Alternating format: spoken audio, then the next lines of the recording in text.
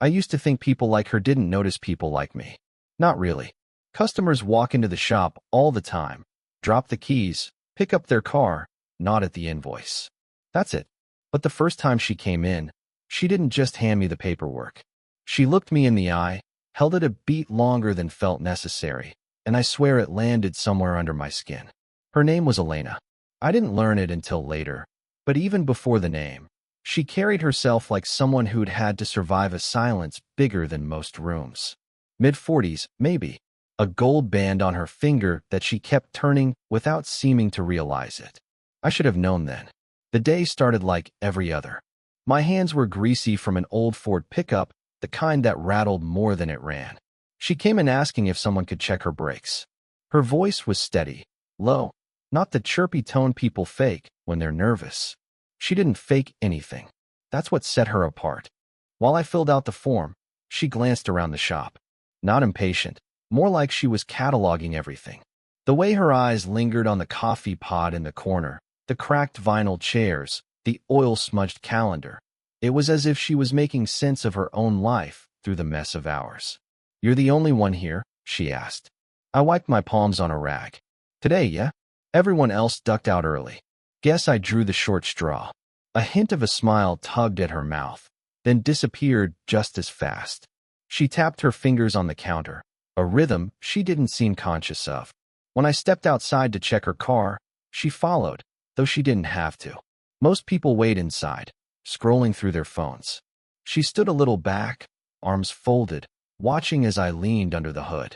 I could feel her gaze on me, not in a way that made me self-conscious, more like a pressure I couldn't explain. "Do you always work alone?" she asked. "Not always. Just happens a lot lately." She nodded, like that answer meant something more than it should. I didn't know what. At one point, I reached for the socket wrench and fumbled it. It clattered onto the concrete, sharp enough to split the quiet. I muttered something under my breath and crouched to grab it. That's when her hand reached down at the same time. For half a second, we both froze, fingertips close enough to feel the warmth between them. She pulled back first. "Sorry," she said, even though she hadn't done anything wrong. I shook my head, but I didn't look up right away. When I finally did, she was staring off toward the open garage door, where the late afternoon light bled orange across the lot. She looked older in that light, tired, but still anchored by something I couldn't name. "You'll be fine driving it home tonight," I told her once I'd finished. "But get it looked at properly next week. It's not urgent, but," she nodded again, absently twisting the ring on her finger. Her eyes flicked to mine then.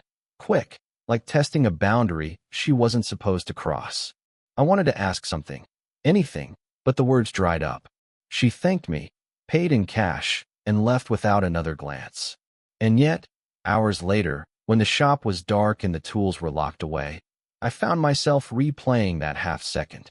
The clang of the wrench, her hand reaching, the retreat. That pause carried more weight than most conversations I've had in years. I told myself it was nothing. Just a moment. Just a customer. But I know better. I can't stop thinking about the way she looked at the empty doorway before she walked through it. As if she was leaving something behind that no one else could see. She came back 2 weeks later. Not with the car, at least not for anything urgent. Just an oil change, something simple. Too simple for her to wait around for, and yet she did. I noticed right away she was dressed differently. Not the plain gray sweater from before. This time, a navy blouse, loose at the sleeves, like she'd chosen it carefully but wanted it to seem like she hadn't. She leaned on the counter while I pulled up her record, her eyes on the forms but not reading them. "You remembered me," she said. I glanced up. Hard to forget. Her lips pressed into the faintest line, as if she was torn between being flattered and correcting me. Instead, she tapped the counter again, that same unconscious rhythm. While her car drained, she walked the edge of the shop, trailing her hand along the wall where spare tires leaned in stacks. She stopped by the workbench, scanning the tools laid out in uneven rows. I couldn't tell if she was curious or just trying to keep her distance from me. "You organize these?" she asked. "Try to. Doesn't always work out that way." She gave a small laugh then, quiet, almost reluctant. The kind of laugh that sounded like she hadn't used it in a while. I caught myself staring too long, noticing how her shoulders softened when she let it out. When I handed her the receipt, her hand trembled slightly. Not enough for anyone else to notice, but I saw. The ring on her finger shifted loosely, not hugging the skin the way a well-worn band usually does. "You okay?" I asked before I could stop myself. Her eyes flicked up, sharper than before. For a second, I thought I'd overstepped. She opened her mouth, closed it again. Then, softer. "I don't really sleep much these days." The honesty caught me off guard. People don't usually offer pieces of themselves like that. Not unless they want to be heard. I nodded, but didn't push. The silence stretched, thick but not uncomfortable. Just fragile. When she moved toward the door, I walked her out, more excuse than necessity. She paused at the threshold, sunlight breaking across her face. Her hair caught the light in a way that made me notice strands of silver at her temples. Sharp, striking, beautiful in a way I knew she wouldn't let me say. She turned back for half a second, as if she'd forgotten something. Her eyes landed on me, and I swear the weight of it pinned me in place. Then she looked away, twisting that ring again. "Thank you," she said, not for the oil change. For something else she didn't name. And before I could answer, she was gone again, the sound of her footsteps fading against the pavement. But I stood in the doorway long after, holding onto the picture of her laugh, small, accidental, and now lodged under my skin where I couldn't shake it free. A storm had rolled in fast that evening, wind bending the trees sideways, rain so heavy it blurred the streetlights into smudges. I was closing up, shoving tools back into their cabinets, when headlights cut across the shop. Her car pulled in, wipers beating furiously, and then the engine died mid-growl. I grabbed a jacket and stepped out into the downpour as she opened her door. She didn't move right away, just sat there gripping the wheel like she'd been driving through more than rain. When she finally stepped out, the water plastered her blouse against her skin, hair clinging to her face. "Wouldn't start," she said, voice raised over the storm. I didn't know where else. "You came to the right place," I told her, though my chest felt tight saying it. We pushed the car under the awning together, shoulders brushing in the effort. That one accidental touch, damp fabric against damp fabric, felt louder than the thunder overhead. Inside the shop, the lights flickered once, then steadied. She stood by the counter, dripping onto the linoleum, arms crossed tight against her chest. I offered her a towel, one of the few clean ones. She took it, her fingers brushing mine for the briefest moment.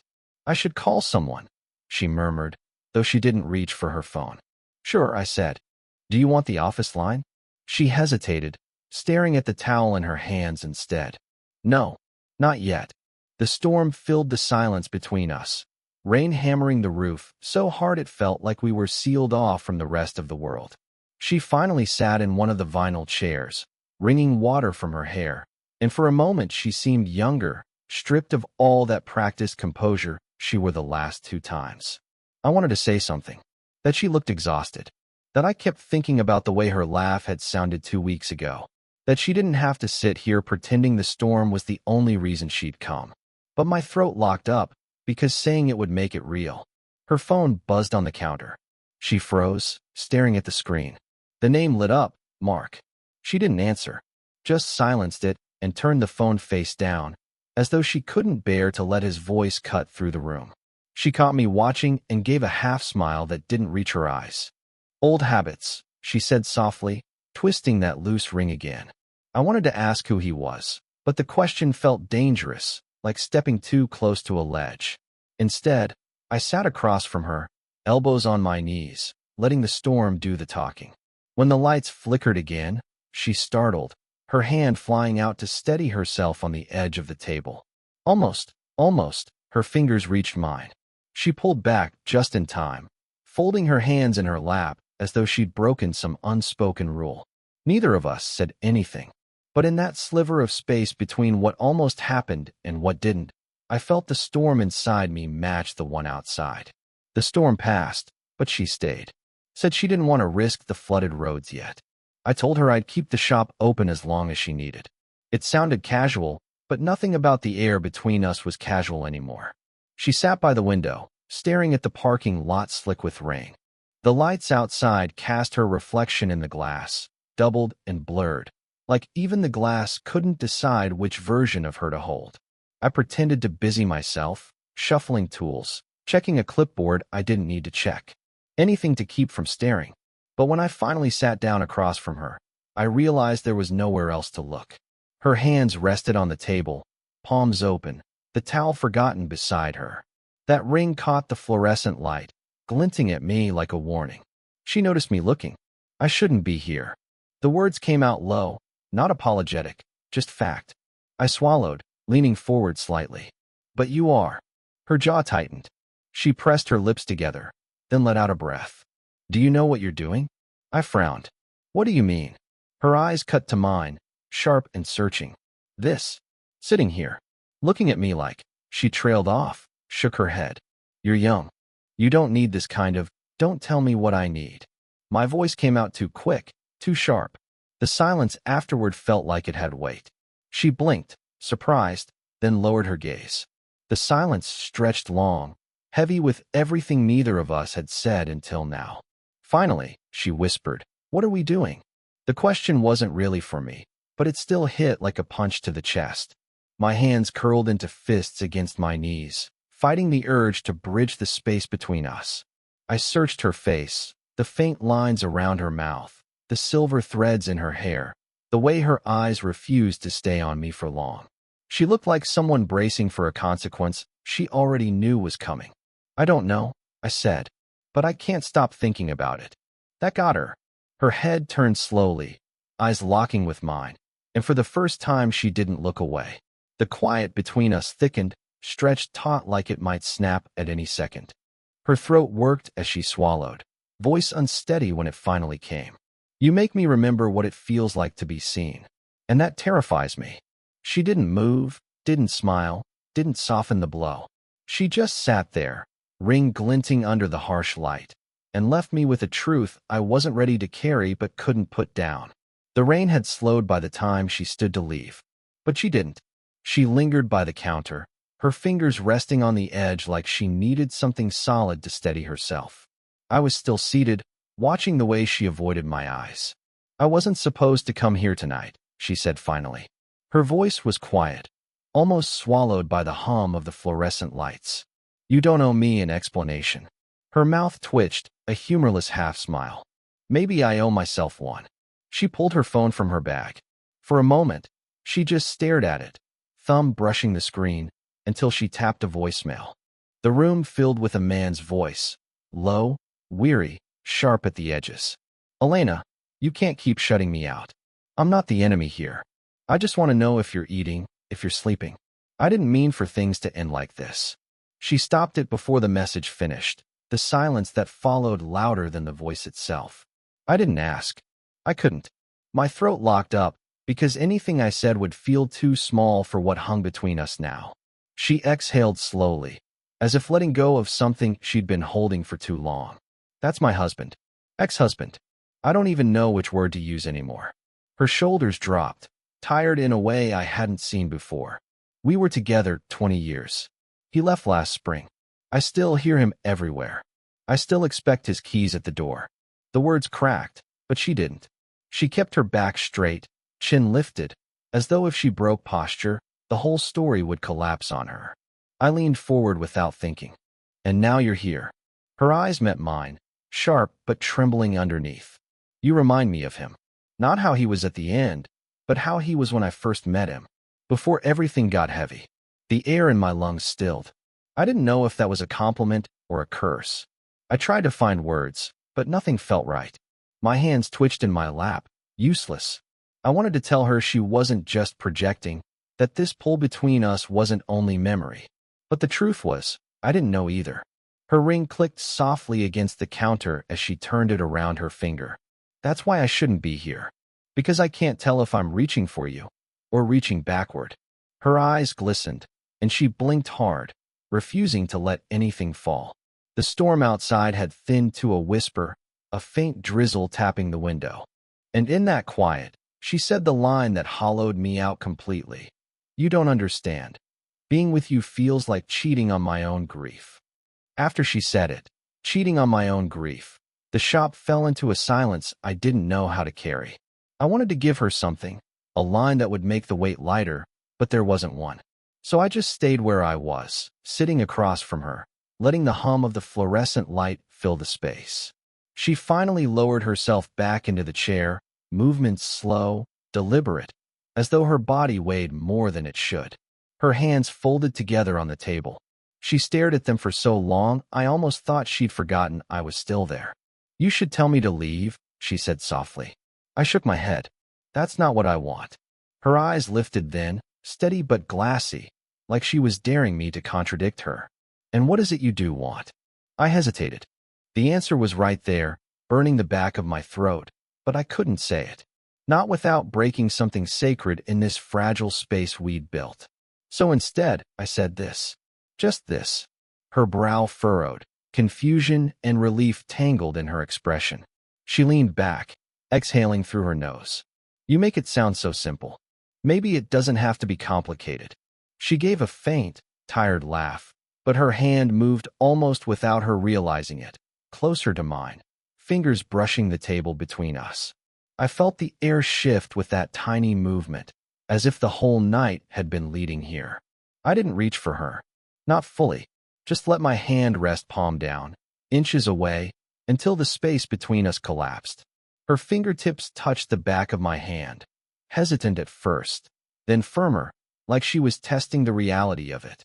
Neither of us spoke. We didn't need to. Her thumb traced the ridge of my knuckle absent-mindedly, the smallest gesture, but it anchored me more than anything she could have said. The storm outside was gone now, the lot dark and empty, the whole world narrowed to the warmth of her touch. When she finally broke the silence, her voice was steady, low. "This doesn't erase him. It never will. I know." Her eyes held mine, unflinching. "But it doesn't erase you either." Something in me loosened then, something I hadn't even realized I was holding tight. And I saw it in her too, the way her shoulders eased, the way her breath evened out. She leaned forward, just slightly, and pressed her forehead to mine. No kiss, no rush, just the stillness of two people letting down their guard at the same time. We stayed like that, suspended in a silence that finally felt like peace. And for the first time, neither of us pulled away. I think about that night more often than I'd like to admit. Not just the storm, or the way the rain pinned us inside the shop, but the silence we chose to sit in together. It wasn't dramatic, no declarations, no promises carved into stone.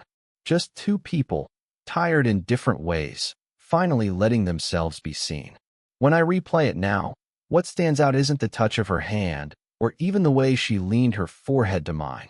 It's smaller than that. It's the steadiness in her breathing when she stopped holding everything in. It's how, for the first time, I didn't feel like a kid fumbling toward something too big for me. I felt like I was exactly where I was supposed to be. She taught me something without trying to. That love isn't always a beginning. Sometimes it's a continuation, a thread you pick up after thinking it was cut. And sometimes, it's a reminder that grief and affection can live in the same body, refusing to cancel each other out. We didn't rush after that night. No whirlwind, no secret escapes. Just small steps. A shared coffee, a text that didn't need an excuse, her dropping by the shop not because the car needed anything, but because she did. She never stopped twisting that ring, never stopped acknowledging the weight of her past. But she stopped apologizing for being alive in the present. And me, I stopped trying to force the future into a shape I could predict. I learned to sit in the uncertainty, to let things grow at their own pace. It wasn't the kind of love I'd pictured when I thought of what it meant to fall. It was slower, quieter, but maybe that's why it felt real. Even now, when she looks at me across a table or while we're walking side by side, there's always a flicker of question in her eyes. A reminder that this is fragile, complicated, stitched together from pieces of loss and longing. And yet, there's also that same steadiness I first noticed, the calm in her voice, the way she lets me see her. Maybe that's what love really is. Not certainty, not fireworks. Just the willingness to stay when it would be easier to leave. And for me, for us, that's enough. If this story made you feel something, let me know in the comments.